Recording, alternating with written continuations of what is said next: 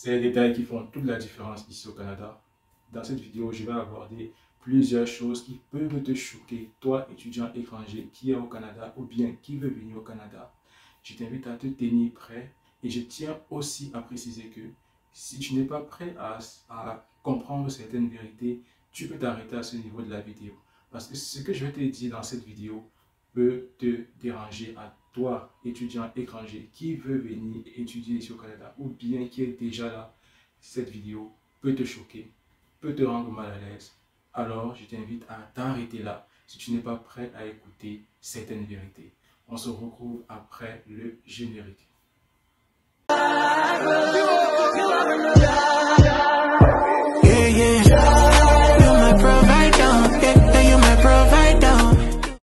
Salut à toi, j'espère que tu vas bien. Moi, ça va bien par la grâce de Dieu. Si c'est la première fois d'arriver sur cette chaîne, je te souhaite la bienvenue dans la chaîne La Vie à Trois-Rivières. Mon nom à moi, c'est Ivan Ahmed Wanantiejo. Je réside dans la ville à Trois-Rivières et je suis étudiant à la maîtrise à l'Université du Québec à Trois-Rivières. Je te parle de plusieurs thématiques dans cette chaîne qui me tiennent à cœur, telles que l'immigration, l'intégration, les études, le travail, dans la vie à Trois-Rivières, dans la ville à Trois-Rivières, au Québec et au Canada. Sans toutefois tarder, on va parler de ces choses qui peuvent freiner ou déranger. Alors abonne-toi pour ne pas rater les différents types de formats que va t'offrir la chaîne La Vie à Trois-Rivières. Parce qu'il y a de belles choses qui t'attendent dans la chaîne La Vie à Trois-Rivières. Et n'oublie pas surtout de liker. Ce n'est pas juste un slogan, c'est réellement pour motiver la chaîne à produire plusieurs contenus. Sans toutefois tarder, on va directement aborder la première chose que toi, étudiant étranger, tu dois savoir ici au Canada. Comme première chose, fais attention aux crédits téléphoniques. Évite surtout de prendre des crédits de téléphone. C'est-à-dire, si tu veux acheter un téléphone, je t'invite à acheter ce téléphone de façon cash. Ne prends pas un crédit de 1 an ou de 6 mois pour acheter ton téléphone. Je pense que le téléphone ne mérite pas que tu prennes un crédit, sinon tu vas t'endetter pour rien. Je t'invite réellement à réfléchir avant de prendre un crédit téléphonique. Ce sont souvent ce type de choses qui peuvent t'absorber ou bien sucer tes finances à toi, étudiant étranger. Et il y a des boutiques qui vendent de très bons téléphones de première main ou de seconde main, telles que cette zone. Je t'invite réellement à prendre le temps de savoir ce que tu veux avant de prendre un crédit téléphonique. Comme deuxième chose, fais attention à l'utilisation de ta carte de crédit. On ne va jamais parler assez, mais la carte de crédit est très importante, particulièrement la cote de crédit. Tu sais, nous sommes dans un pays où le crédit est plus important que le cash. Ça veut dire qu'on est capable de donner certains financements, ou bien certains placements, ou bien certaines acquisitions si tu as une bonne cote de crédit.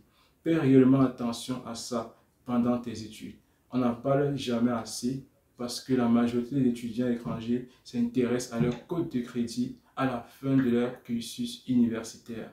C'est pas mauvais, mais tu peux gagner en temps. Tu as déjà cette information, alors prends le temps, va vers ton conseiller financier qui t'explique clairement c'est quoi la cote de crédit. Je ne peux pas entrer dans les détails dans cette vidéo parce que ça pourra faire l'objet d'une autre vidéo, mais va vers ton conseiller financier qui t'explique clairement c'est quoi la cote de crédit, comment faire pour avoir une bonne cote de crédit, quel est le pourcentage à ne pas... Bon, là, je peux te dire, tu ne dois pas dépasser le 1/4 de ton crédit. Le 1/4 de ton crédit, quand tu dépasses déjà le 1/4, c'est mauvais. Déjà, je peux déjà te parler de ça. Mais je te conseille d'aller vers ton conseiller financier. La troisième chose que tu dois savoir ici, c'est faire attention à la gestion de la monnaie. Il y a plusieurs étudiants étrangers, quand ils viennent ici, ils ne sont pas encore habitués à la monnaie du Canada. C'est pour ça qu'ils peuvent facilement faire des dépenses hasardeuses. Parce qu'ils se disent que bon, c'est négligeable. C'est pas mauvais, mais faire réellement attention à la gestion de la monnaie. Parce que là, une nouvelle monnaie demande une nouvelle façon de comprendre cette monnaie. Quand tu as une nouvelle monnaie à main, fais l'effort de comprendre comment ça fonctionne, comment on l'utilise, comment c'est subdivisé. comprends comment ça se passe, comment utiliser ce type de monnaie afin de ne pas faire dans la gabegie financière. Comme quatrième chose que je peux te dire, c'est faire attention aux visites de bailleurs hasardeuses. C'est-à-dire, ça c'est un truc qui est récurrent. Mais aujourd'hui, je vais te donner la véritable information. Quand ton bailleur vient chez toi sans te prévenir, c'est interdit par la loi. Je vais te mettre en description la loi ici au Canada, particulièrement au Québec. Ton bailleur, avant de venir chez toi, doit te prévenir de façon verbale ou par écrit 24 heures avant. Il vient chez toi sans te prévenir si et seulement s'il y a une urgence, soit électrique, de tuyauterie, mais que ce soit une urgence valable. Même les travaux qu'il doit effectuer dans le logement, s'il ne t'a pas prévenu, si tu viens, tu es capable de lui dire qu'il arrête les travaux là, il va l'arrêter.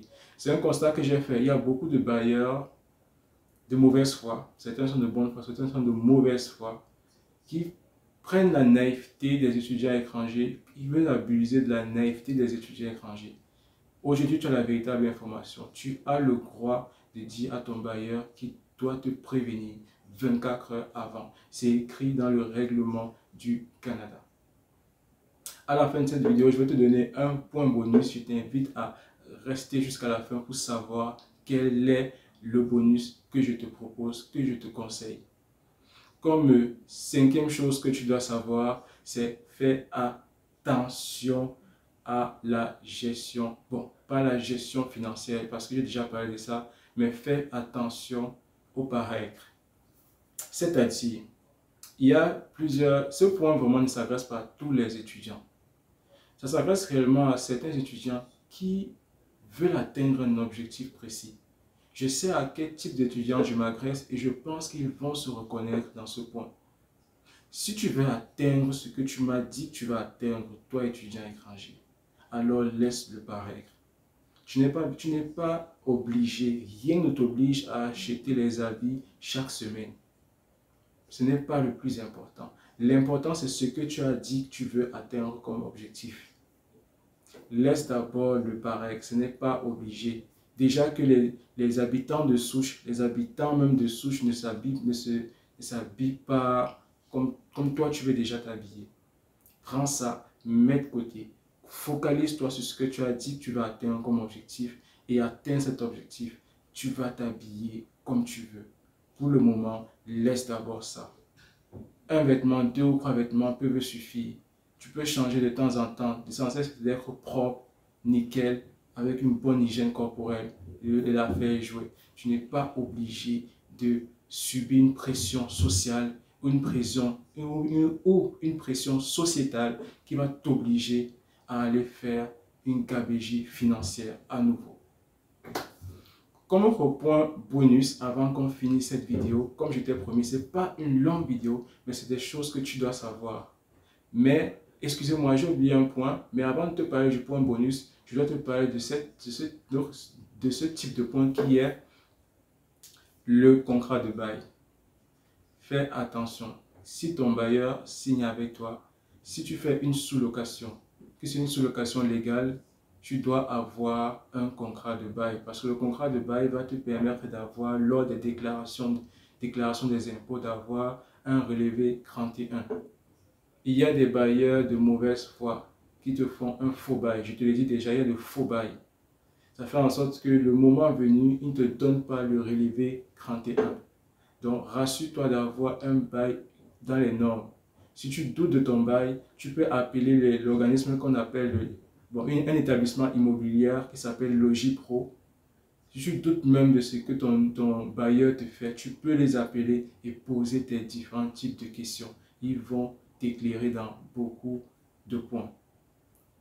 Maintenant, on va arriver au dernier point et c'est le point que je te conseille de faire. C'est mon conseil pour toi, étudiant étranger qui veut venir étudier ici, c'est de connaître les droits et les devoirs au Canada. C'est très important de connaître la loi au Canada. Parfois, les étudiants ne se rendent pas compte de l'utilité de le savoir, mais c'est nécessaire. Par exemple, personnellement, ce que je fais en ce moment, c'est que je me bâtis un réseau de contacts qui fait en sorte que si quelqu'un veut m'attaquer là, je saurai comment paraître là. Si tu veux m'attaquer là, je saurai comment paraître là. C'est très important de le savoir.